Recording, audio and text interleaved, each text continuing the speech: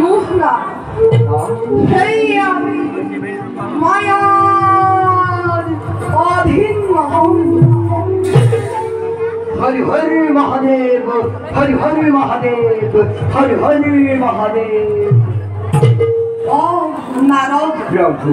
আহা নারদ मुख न থাকিব मायार अधीन নহয় বুলি কেনেকৈ কব পাৰিলে প্ৰভু প্ৰভু তুমি জানো আমাক কেতিয়াবা মায়াৰ বন্ধনত পৰা দেখিছা নাৰায়ণ নাৰায়ণ আপুনি মায়াৰ সন্মুখীনে হোৱা নাই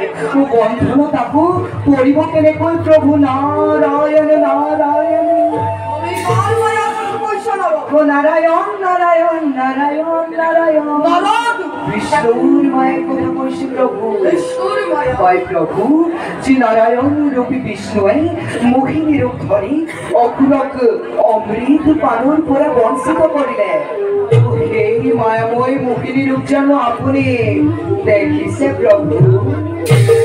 বিষ্ণুৱে মোহিনী ৰূপ ধৰিলে হয় ভালকৈ বুজাই কোৱাচোন নাৰদ নাৰায়ণ নাৰায়ণ তেন্তে শুনক প্ৰভু শুনা নাৰদ মহাসমুদ্ৰ মন্থন যেতিয়া অমৃত ধাৰ হ'ল তেতিয়া অসুৰক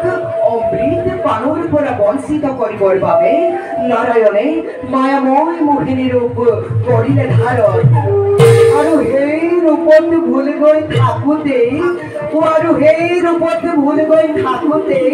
অসুৰক বঞ্চিত কৰি দেৱতাসকলে অমৃত পান কৰি গুচি গ'ল প্ৰভু নাৰায়ণ নাৰায়ণ নাৰায়ণ সঁচা নে নাৰদ সঁচা প্ৰভু সঁচা হ'লেও সেই মায়াই আমাক স্পৰ্শই কৰিব নোৱাৰে নাৰায়ণ নাৰায়ণ কথা আৰু কাম কথা আৰু কামৰ মাজত অনেক সময়ত সম্পৰ্ক